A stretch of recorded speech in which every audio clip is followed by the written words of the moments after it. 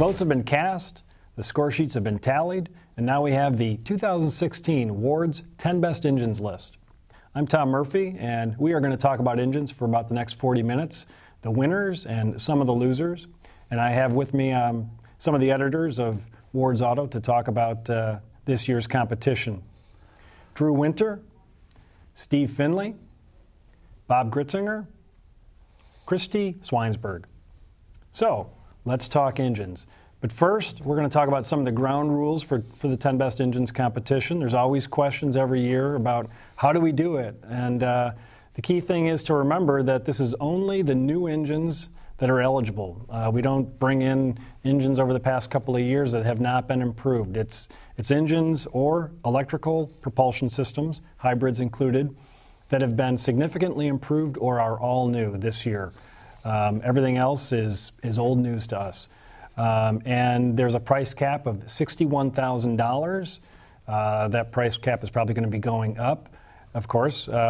And it's also important to know that we test the vehicles during our normal routine commutes. So the way average Americans drive cars, or maybe Americans with heavy feet sometimes. Mm-hmm. So we don't take it on, to test tracks, and we don't do any dyno testing. This is cars as they're driven, in our normal commutes. So here's our list.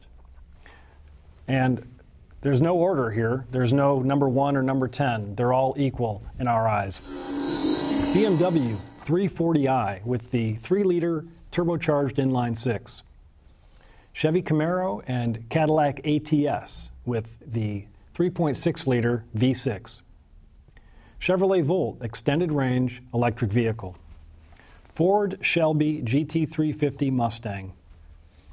Hyundai Sonata plug-in hybrid electric vehicle. Nissan Maxima 3.5-liter V6. Ram 1500 3-liter turbo diesel V6. Subaru WRX 2-liter turbocharged 4-cylinder boxer. Toyota Prius hybrid electric vehicle. Volvo XC90 2-liter turbocharged and supercharged 4-cylinder engine.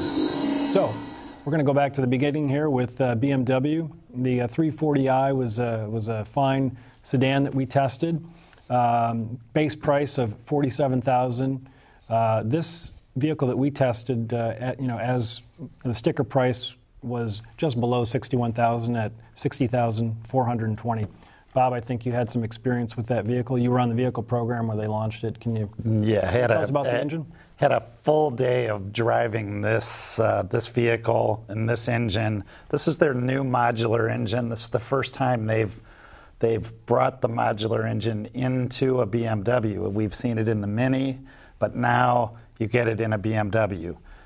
Bigger turbo, 20% more boost, spray-in cylinder liner, very thermally optimized, smaller servo motor for the 4th generation Valvetronic valve control system, all these kinds of things, a water-to-air intercooler, just a host of improvements that make what is already an award-winning engine even better. Including horsepower improvements and torque improvements, and it had a worthy predecessor to live up to. It was 300 and 300, now is 320 horse and 332 pound-feet. Right. So great improvement. And these inline 6 turbos from BMW, they have a long history with us. I think over the last 8 years they've been on our list 6 times with 2 previous generation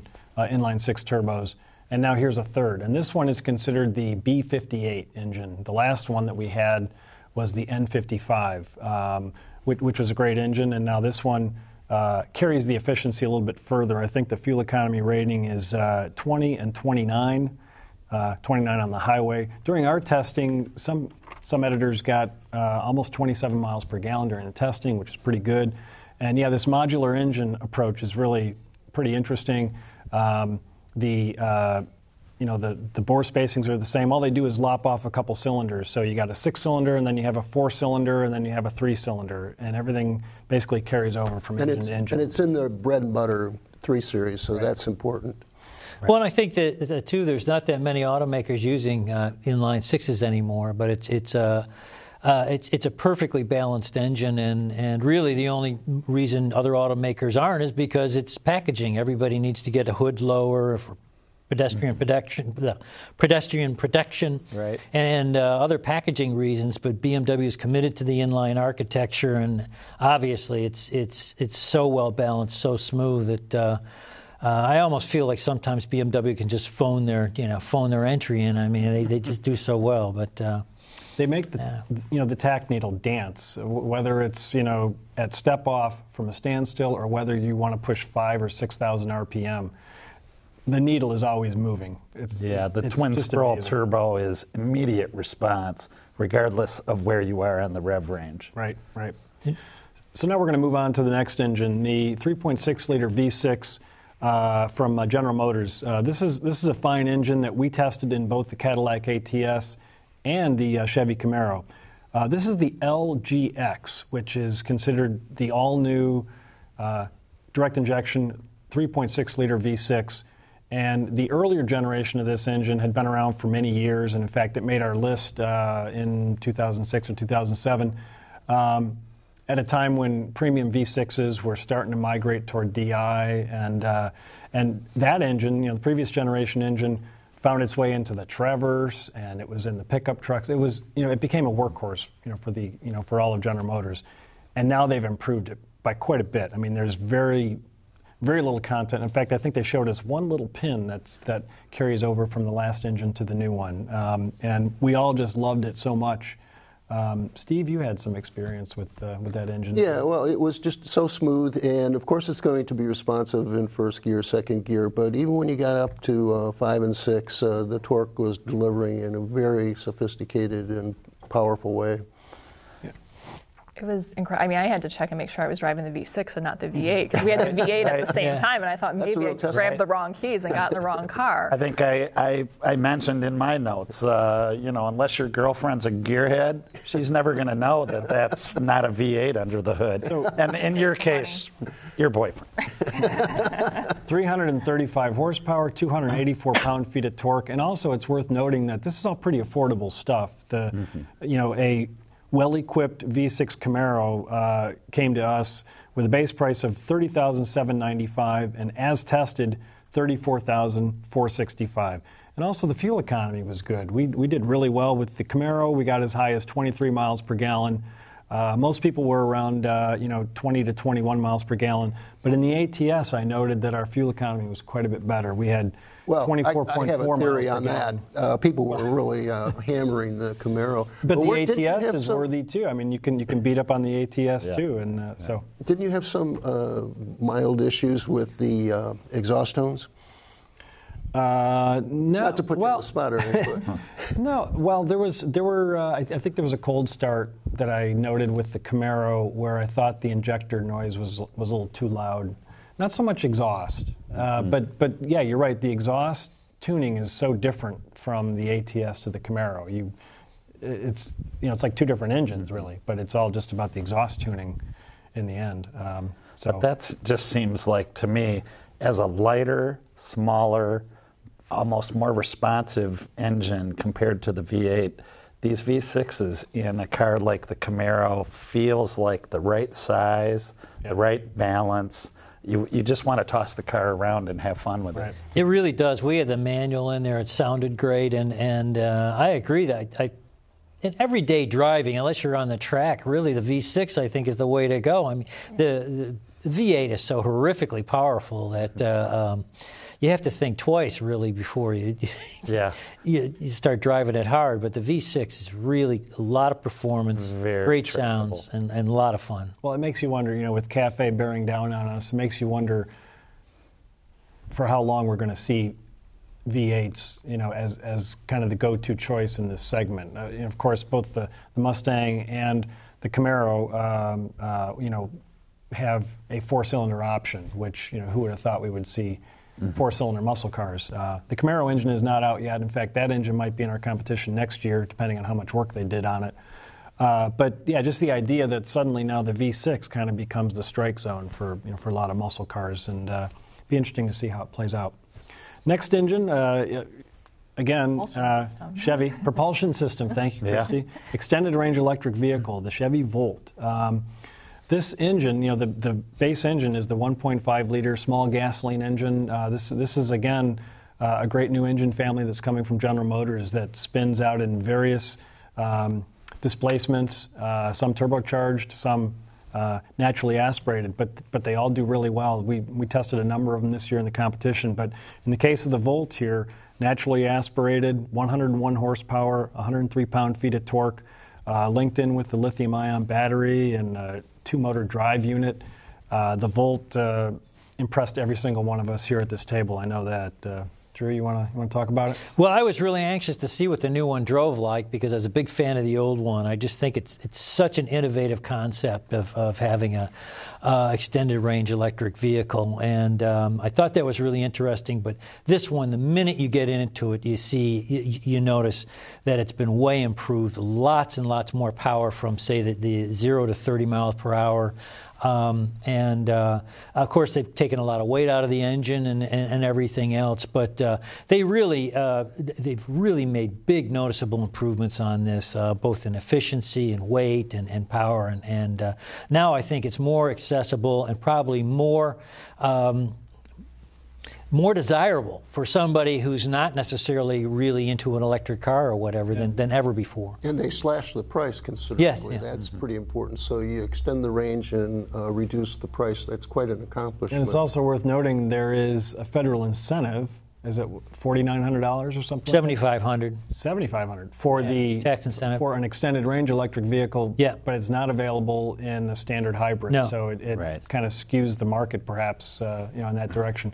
And at the table, we also have two Volt owners here. Previous generation Volt. First gen. So tell us how this, how the new one stacks up. The first gen was a wonderful car. Is a wonderful car, and great driver, incredible idea, really, that they put on the road.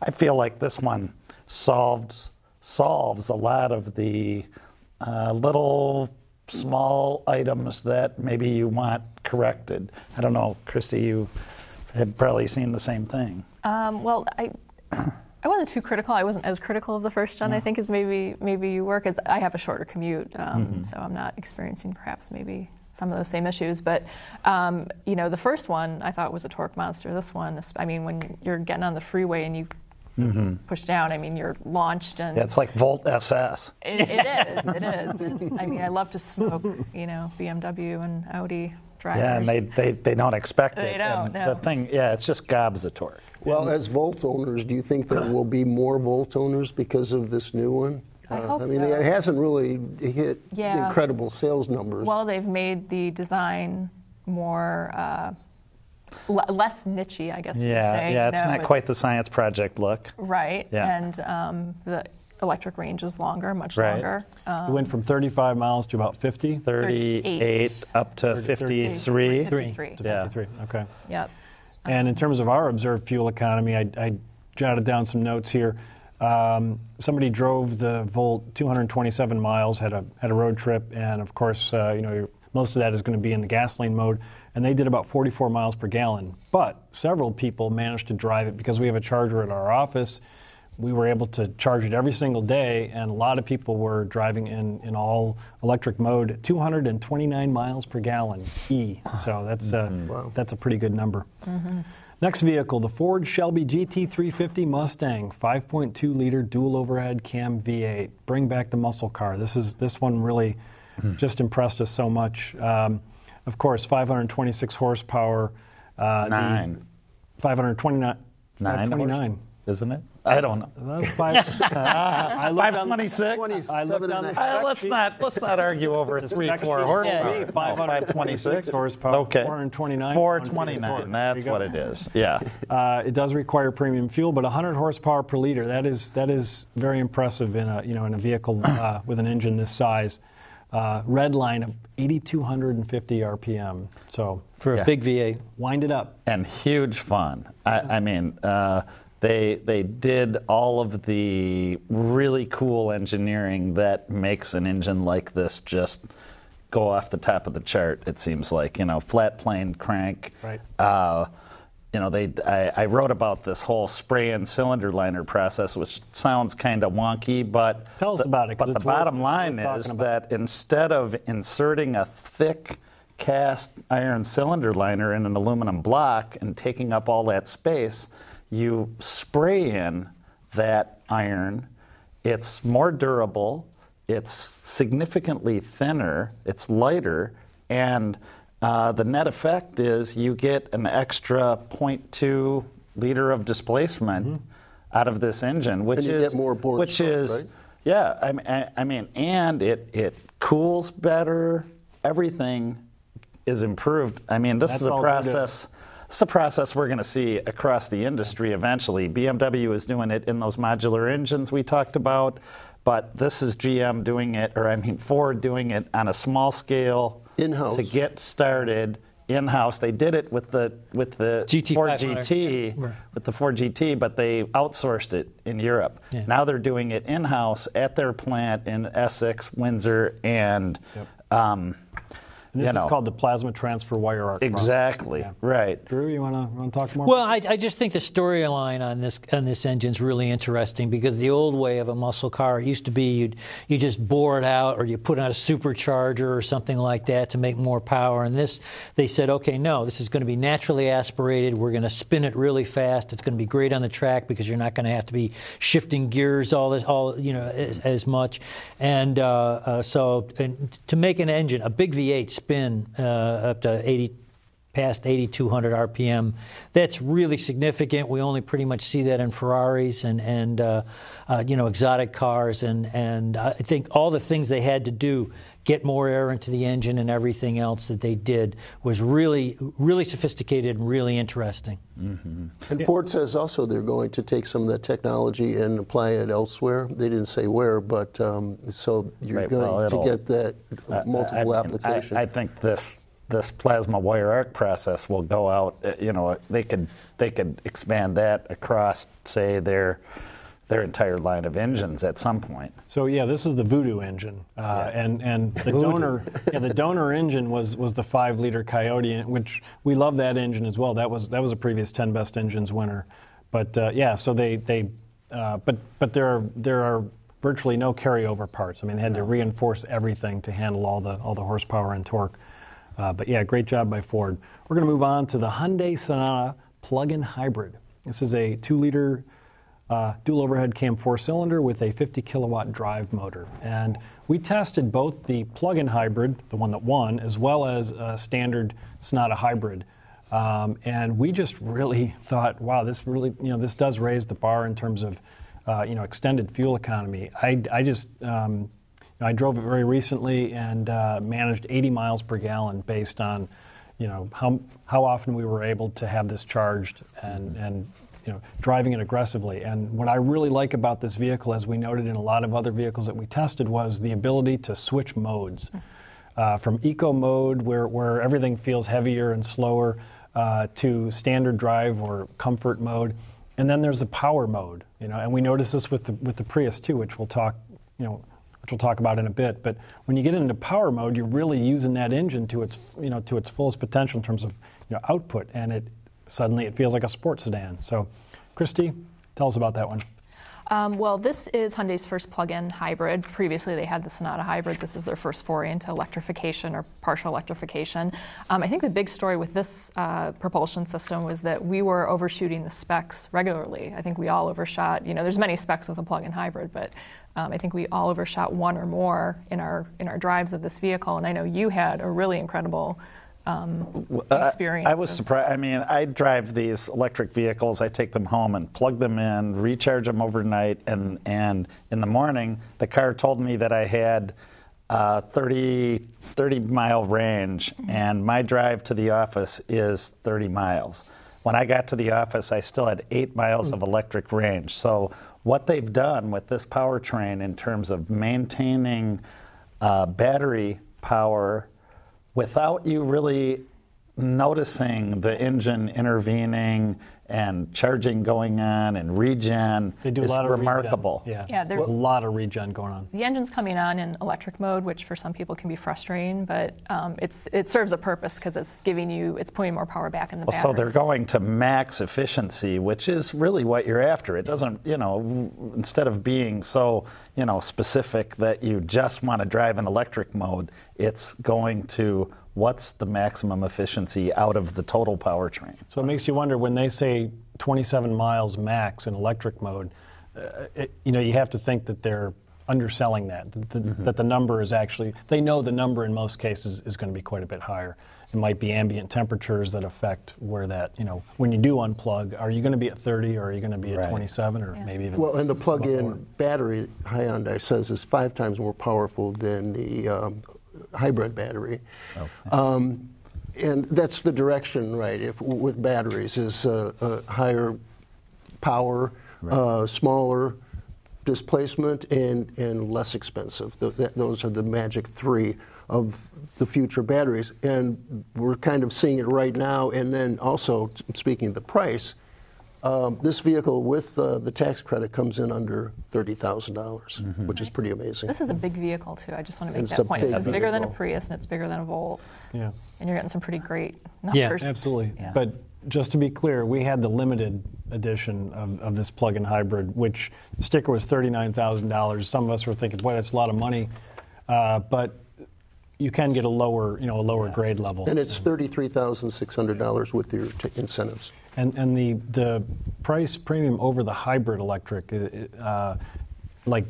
apples to apples, isn't it like another $3,000 or $4,000 or something? I can't remember exactly, but that sounds about right. Yeah. But it's a Hyundai. Is anybody surprised that we just, Hyundai overachieves? They do, yeah. I just, with all that was going on with the engine and everything, you can imagine the interplay between the battery and the electric motor and the gasoline motor. How many million lines of code some army of programmers had to put into that thing. Nissan Maxima returns to our list with the 3.5-liter VQ engine. Those of you who have been following our list for a long time know that they won 14 in a row. When we started our competition in 1995, right up until 2008, they won every single year. It started out as a 3-liter V6, and then it went to 3.5-liter and 3.7-liter, and along the way, they always kept that kind of silky smoothness, great mid-range, good fuel efficiency, and so now they've finally. This is not an all-new VQ. It's a largely re-engineered VQ. 61% of the content is new, but carrying over would be like the block, the 60-degree block, the 6,600 RPM red line. The displacement is exactly what it was previously. Bore and stroke are unchanged, but there's tons of new content. New cams, new heads, intake, there's a stiffer oil pan, the intermediate locking valve timing, and we noted that the fuel economy was quite a bit better than any of the VQs that we had driven in the past. The EPA numbers on that are 22 and 30, and in our real-world testing, we pegged it. We did between 25 and 30 miles per gallon for all the editors during their evaluations. Yeah, and there's a lot of mixed driving too. I mean, that wasn't 30 miles per gallon highway, it was with stop and go as well. So that's pretty incredible. And officially, they're up 3 miles per gallon in the city and 4 miles per gallon on the highway. That's a big jump. Which is huge. Yeah, Big it's really, really incredible improvement. The thing about this engine, as it has always been, is it's just got incredible mid-range torque. Yeah. And we're at 261 pound-feet at 4,400 RPM. Which is unchanged. I mean, it's not about a really audacious torque number. It's the way it's delivered in that mid-range when it's always there, it seems like. And also this time we have it with the CVT, which to some of us we think, oh geez, we really want a CVT in a sports sedan, but in this case it really works. I didn't hear anybody complaining about the CVT in this vehicle. No, when you look at those fuel economy numbers too, and remember this is a good-sized family sedan with 300 horsepower. That's very good mileage for a powerful sedan. Absolutely. But CVT was nice. I thought it was one of the best in the business. And you can again. This is a car you can put into sport mode. You can adjust And fool yourself, through buttons and Well, You get some fancy it has shifting, paddle right? shifters. It's, you know. But the other part, besides just the huge torque, great power from this engine, is that it's refined. It's infinity-like Yeah. smoothness, refinement that, you know, maybe in the previous ones they could have a little rasp here and there, little edge to them. This seems like it's just nothing but refined power. So it's worth noting that this year we were kind of flush with new V6 engines. We had gone a number of years where most of the engines playing in this space tended to be four-cylinder turbos. And now this year we got the return of the of the naturally aspirated V6s, which used to be kind of a hallmark of our competition for many years. But so this engine beat out the 3.5-liter Toyota engine and also the Fiat Chrysler 3.6-liter Pentastar. But you know those were good engines too, and but not quite like the VQ, and not quite like the 3.6-liter V6 that we already talked about from the ATS and in the Camaro. So now the one diesel that makes our list is the Ram 1500, the 3-liter. We've had this on the list now. This is a three-peat, right? And we had two other diesels in the competition this year. We had the Colorado 4-cylinder from GM, and then we also had the 5-liter Cummins in the Nissan Titan. And we were all thinking that, well, since those engines are newer, that maybe the Ram would feel a little dated, relative to those new engines. But we got to tell you, the NVH for the for the Ram 1500 is still just stellar, and it seems like just the right displacement, the right kind of engine for that duty cycle. So who wants to talk about the Ram? Unobtrusive diesel. Unless you're putting fuel in it, you almost don't know that it's a diesel. And in America, that counts. That's big dividends. Yep. And then you get 420 pound-feet of torque. You can pull a trailer. You pulled a big trailer, right? Pulled 5,000 pounds. Or I pulled a big trailer out at Chrysler's Proving Ground at Chelsea. Yep. Kind of load that they wouldn't even let you take on the highway without some sort of special license. Yep. And it, not a problem. But also on just a normal trip with a 3,500 pound trailer and a load of adults in the vehicle, smooth, steady. Yep. Yeah. And it's interesting that people are paying the premium for it, because relative to the Hemi V8, you're going to pay another $3,120 to get this smaller displacement Ram diesel. And I think it's $4,700 for over the other engine, the base relative engine. to the V6. Mm-hmm. But you're going to get So somewhere between 20 and 24 miles per gallon, too. Right. Of course, Yep. diesel's a little more expensive, but So if you're towing something, the Ram makes a lot of sense. We had talked about this earlier, and I would disagree with you a little in the sense that I don't think it's necessary for a diesel engine to sound like a gasoline engine, to mimic that sound. There are characteristics of a diesel engine, and you don't want black smoke spewing out of the tailpipe, and you don't want it rattling the rafters of the parking deck.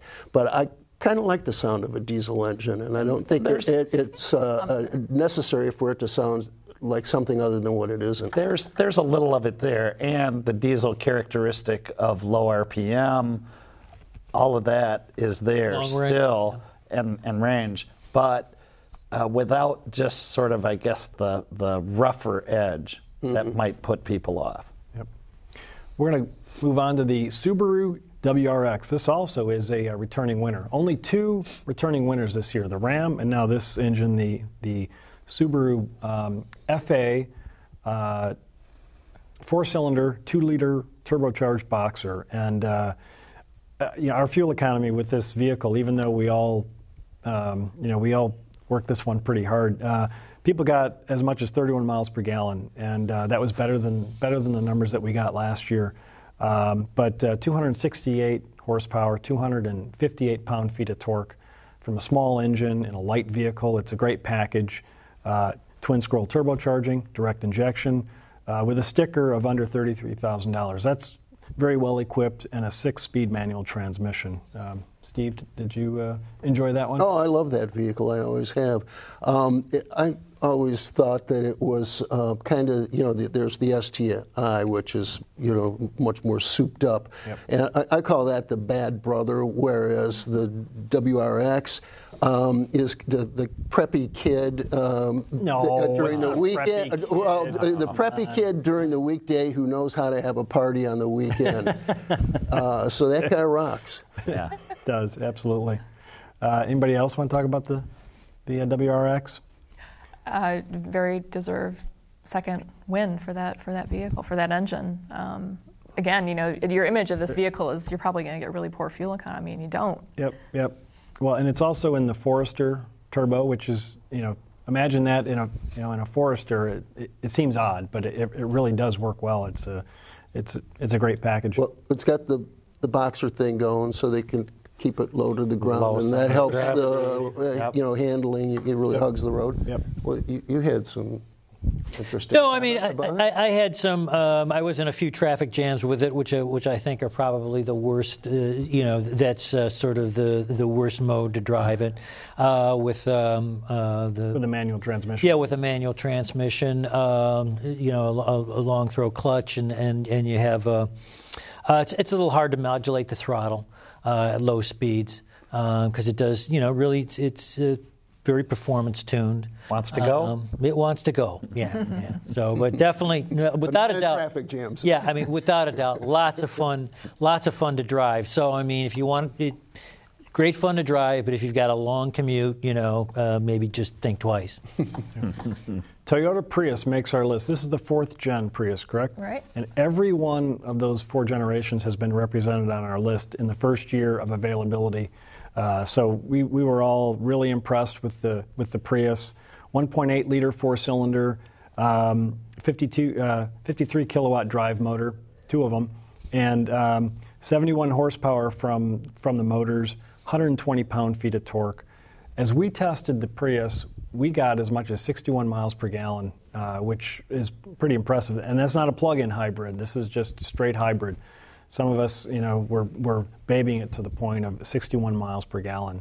You were. I did. I don't know how I did it, really. I was. Well, but at the same time, I think I hammered it deliberately in kind of fun mode, whatever that would be. Power mode. Power mode. Power mode. 47 miles per gallon. So that's They've nice. certainly made the Prius more of a fun driver's car, and like we mentioned earlier, the different modes. If you want to be conservative, if you're driving for fuel efficiency, then hit the Eco button.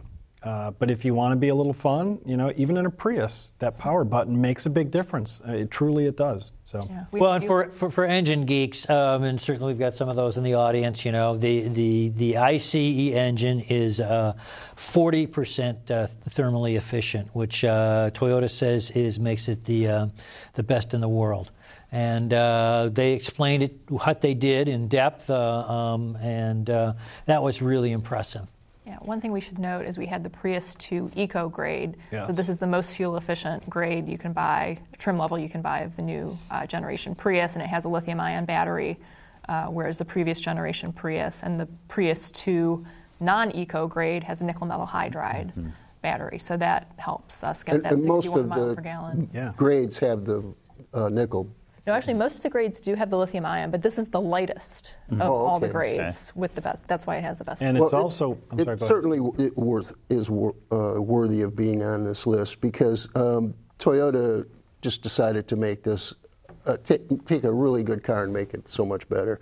And I think you had talked to some Toyota people that said that they're looking to make it a little more mainstream than it has been before. Right, they're which aiming speaks to what for- they've done to it. Aiming for, they expect the loyalists to return because they always do. But the mid-size sedan buyer is who they think that maybe they can woo to this generation of the Prius. Just got to get those gas prices. well. Yeah. But to me, one of the greatest improvements with this powertrain is the annoying 4F sort of pulsing of the regen power that almost felt like you were on a on a boat or on Yeah. a train or something. Switching between gas and and it just felt wonky and always bothered me in the Priuses to this point, and it's gone. Yeah. I mean, I look for that, and when I can't find it, it's gone.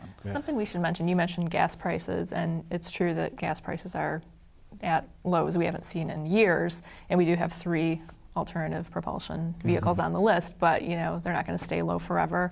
And there's also CAFE that all the automakers have to meet 2025. So these vehicles, this is where the innovation is happening in the industry, and this is where technology, Exactly. in-car technology is going. And it's worth mentioning the price. We didn't talk about price sticker on this vehicle. It was $24,000 and change Yeah. for the Eco 2, and I know there are 2 more grades above that. But the point is, this was the cheapest car on our list. I mean, bar none. Compared to everything else on our list, this is the cheapest car.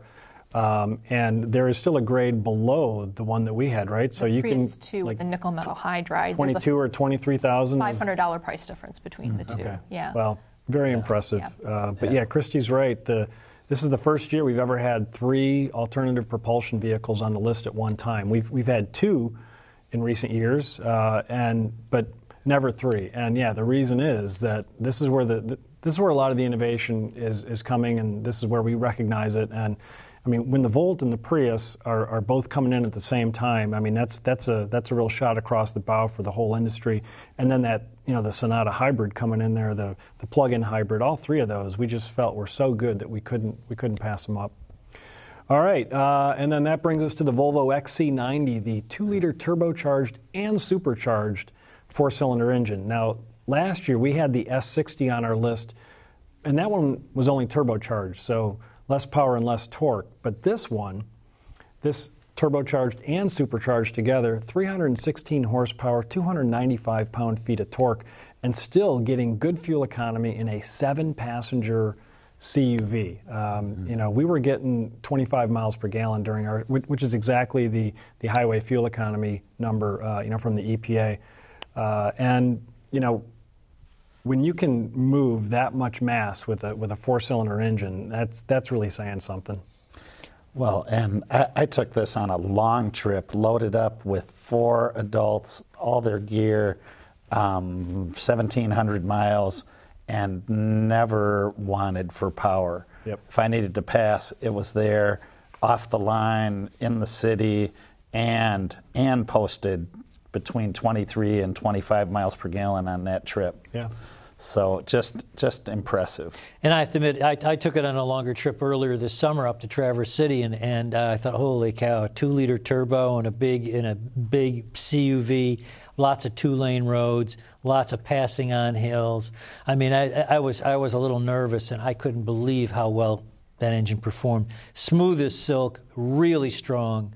Exactly when you needed it, in passing and things like that. And that's when I really thought this is the future. You really can make smaller engines really powerful and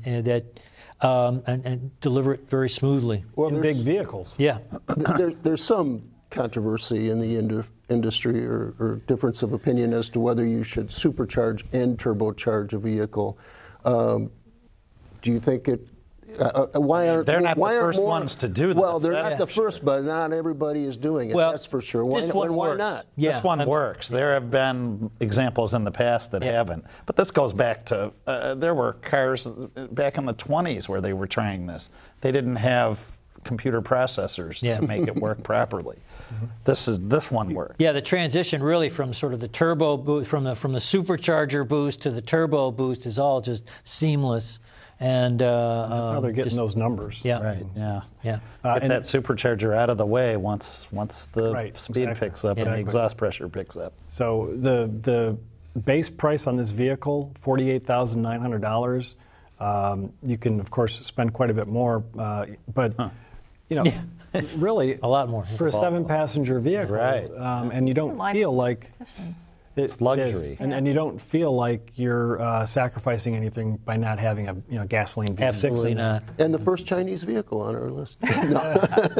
No, there was a Volvo last year. That's so right. it's not, the first Chinese careful there. was, It's still a Swedish vehicle. Yeah. So that's our list. Now we've got a few minutes left. We're going to talk about some of those that were close, that didn't quite make it, and I'll just rattle through some of them here. The Cadillac ATS-V with the 3.6 liter twin turbo V6, Chevy Malibu 1.5 liter turbo 4, the Mini Cooper John Cooper Works 2 liter turbo 4, which of course is related to that BMW engine that I told you, just with 2 cylinders lopped off. The Mercedes C450 3 liter twin turbo V6, that one also was close. Great car. And then the Chevy Camaro SS with the LT1 V8 didn't make the list, but and then also some returning engines from last year that didn't make the list, and that was the BMW i3 extended range electric vehicle. The Hyundai Tucson fuel cell vehicle didn't make the list. Couple of diesels in there. Yeah, I thought the Titan Yeah. would have Yeah. had a better run for the money. I thought that was kind of cool. So the Titan had the 5 liter Cummins diesel, and I was the only one at the table here who had the opportunity to tow 9,000 pounds with that truck. And when you get it out in its element, where it really has to work, that's where this engine really impresses you, and you don't find the NVH issues to be quite so onerous. I mean, yes, it's a louder diesel. I mean, it's louder than the Ram 1500, but it's more in line with the heavy-duty diesel engines that you get in Detroit's heavy-duty pickup trucks. Shake your neighbor's windows. I mean, It's not that bad. No, not it's quite. not that bad. But it's definitely there. If you're Steve, you love that.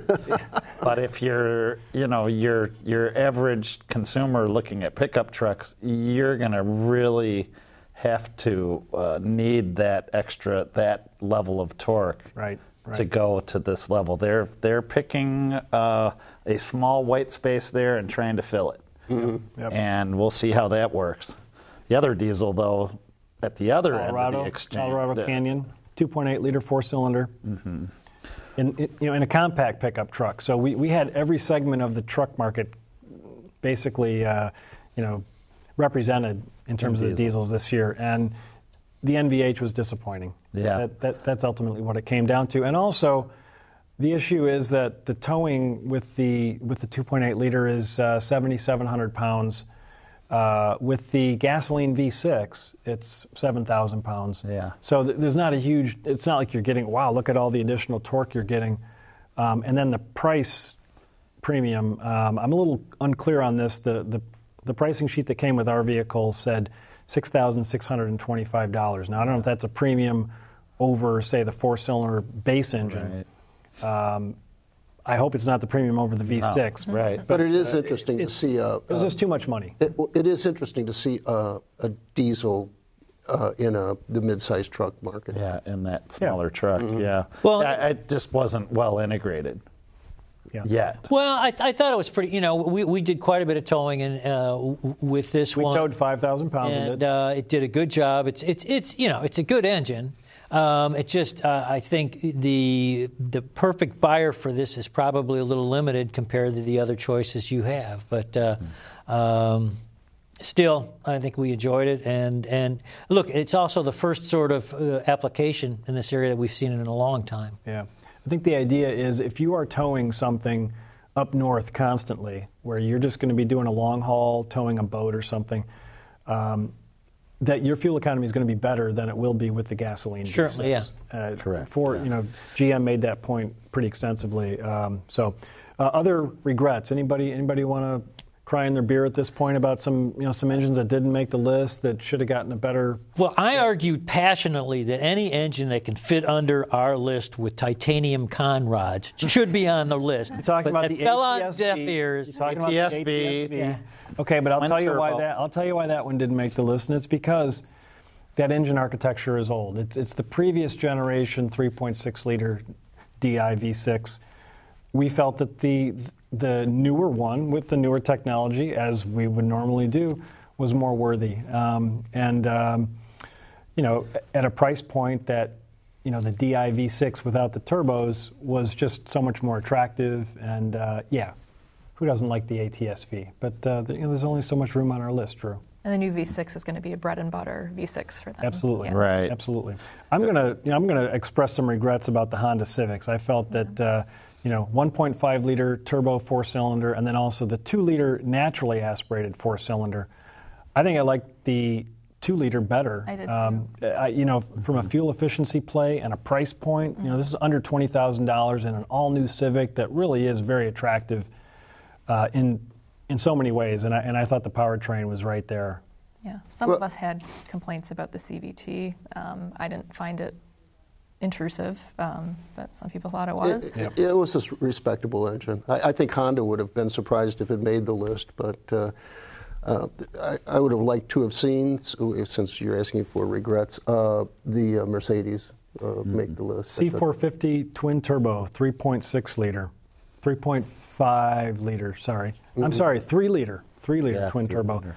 Making big power, 400 some horsepower, and yeah, boy, that was a nice engine. Drew expressed some. He felt like it was a little too anonymous. Well, yeah, I thought it was because it was so refined that it was a little boring. And also, it was really at the top of our price cap, too. So, I mean, no, it was still a brilliant engine, great engine, but I just didn't see it really where it Lacked personality. it lacked a little personality. I didn't see where it just like totally stood out and screamed to be on the list. Okay. I never heard of refinement considered a negative, though. I mean, that's, you know, I guess in the sense of it being kind of like It's not an standing AMG. out. You ought to know that it's like, there. If somebody says something's refined, usually that's good, right? Yeah. Okay, but Bob's right, though. It is an AMG, so I mean, I felt there was enough personality there for me. Me too. But, you know, I'm sure there was a sport button on there somewhere where you could crank up the volume of the exhaust. Yeah. Open the window. make it more unrefined. The new Toyota Tacoma Yes. would have been nice to get on the list because they put so much into, you know, creating a new truck engine, and there's a lot of innovation in that engine. I mean, they have an active fuel injector cleaner going on in that engine. That's just one example of all of the innovation they put into their truck engine. And, you know, the Tacoma, this is why everybody else is coming back to these trucks, these smaller trucks, because the Tacoma soldiers on and continues to own the market. See, but that cleaner is a fix for a problem that Toyota created. When you have two injectors, direct and port injection, that was creating some of the deposits, the issue, and carbon. So now they had to fix it. So Yeah, and you do hear it as well. you can hear it, but you hear it when it's happening, like when it burns off. Sounds a little bit like tappet noise or something, but you know. And I was surprised the VW diesel didn't make the list. There were no VWs or Audis in this year's competition. We told them, sorry, folks. They're in Siberia. Gas or diesel, right? But that does bring us to we're going to wrap up now, and I'm going to tell you some of the engines that we will have in next year's competition in 2017. This is assuming that Audi and Volkswagen can convince us that they've dealt with this issue, appropriately. So we could get the Audi A3 e-tron Sportback in the competition. Might get a 2-liter 4-cylinder turbo in the Audi A6. Might also get the Volkswagen 1.4-liter TSI 4-cylinder in the Jetta. In addition, Ford has, of course, the new 3-liter V6 EcoBoost that we're expecting in the Lincoln Continental. Looking forward to driving that. General Motors with 1.6-liter 4-cylinder in the Buick Cascada. The 1.6-liter is related to this, to the 1.5-liter turbo that we just tested in the Malibu. And then also the Mercedes C350 plug-in hybrid. Hopefully that will be meeting Drew's demand for something with personality. A lot to look forward to. Yeah. So we'll see you all next year.